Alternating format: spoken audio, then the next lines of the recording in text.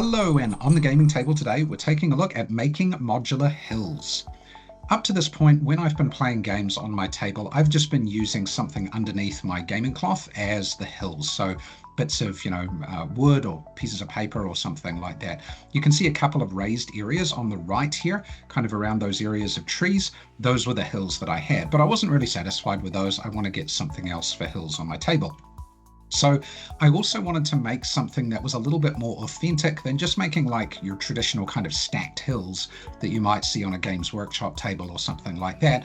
And the reason for that is because I play games like historical games like World War II or Strength and Honor, things like this. You can see in the top left of this picture, there's a little bit of a line which is marking the edge of a hill, but it's kind of hard to set those up. They don't always look the best. So I thought I needed to make some decent hills. I also need to make some other decent terrain for other bits of this table, but we'll work on that another day.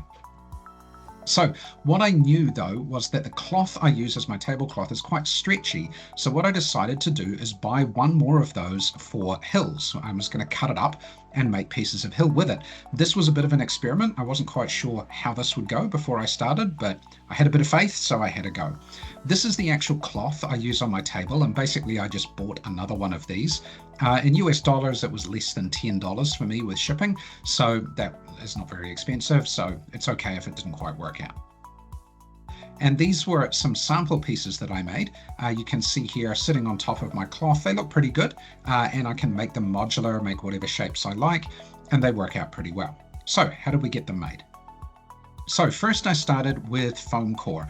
I'm using 10 mil foam core here, or what's that, about 3/8 of an inch foam core, and I cut it into 10 centimeter or 4-inch squares so that I could make my hills and things out of that. Some pieces I can make bigger, maybe I make them 8 inches by 8 inches, 20 by 20 centimeters, but these were the basic shapes that I started with. So then for the modular sections where I want the slopes to match on each different module, I cut it back by 3 centimeters here. So you can see for my 10 centimeter side on this square piece, I'm going back 3 centimeters, total of 7 from the corner. And then what I'll do is I'll shape out the piece I want for the hill, like so, and then I'll cut. Now what I'm doing here is just cutting from where the mark is at the top of the hill down to the foot, and that's basically a fall of 1 centimeter over a length of 3 centimeters. So it's a gradient of about 1 and 3, okay? In inches, that would be, what, about 1.25 inches back from the edge. And so what this does is it gives a nice gentle slope that figures will stand up on. They won't fall over too easily. My War Master figures and other things aren't going to topple over when they're standing on the edge of this hill.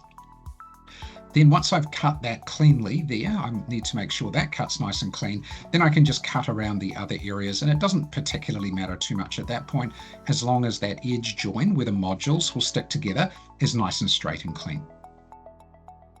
Okay, so here's a couple of pieces I've got. One's a module, as you can see. The other one's just a regular kind of round hill that I'm going to make just for middle of the table kind of terrain.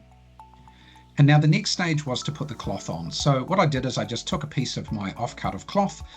Basically, I cut up my second cloth into pieces here, and then just cut out some pieces which are a bit larger than what I'm going to be putting on tops of each of these hills here. So then on the bottom, basically, I just put some glue down and I stuck the piece on here. So this is upside down, sticking it in, just a good generous amount of PVA or white glue, Elmer's glue, all around there. Stick it on, make sure there's plenty left over at the edges so you're not going right up to the edge with the fabric. Then I just put some weights on them and left them there for about an hour until they were nice and dry, just making sure that the edge is glued down well. And then you end up with something like this, where these are all now dried. This has been about an hour I left them there, and so they're ready to cut.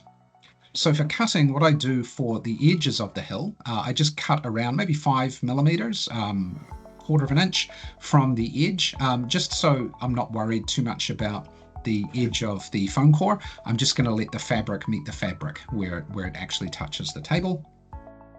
And when I have the modules, I cut it back so there's only maybe 1 millimeter or 1/32 of an inch overlap or overhang here. I don't want to cut right up to the edge of the foam core, so that when I put pieces together, I can kind of push them in. The fabric will flex a bit and the line there will largely disappear. This one's not the best match, but yeah, I think you get the idea. Okay, now you can see here my test piece on the right, which is already done, and my new piece there on the left. You can see that bright green strip where the second layer of fabric is showing through. So all I do there is I just apply a bit of brown paint to kind of color match it in a little bit, and then it looks pretty good when that's done. Also, just add a little bit of PVA around the edge of the foam core here, just smear it in a little bit, just stops the edge of the foam core from breaking and chipping. Okay, so there's the little hills. You can see the green edge is basically gone. The modules fit together nicely. My figures are not going to fall over standing on the hill. Looks pretty good. So that was how I made some modular hills to go with my table. You'll see those on my table soon. But for now, thanks for watching, and we'll see you again real soon.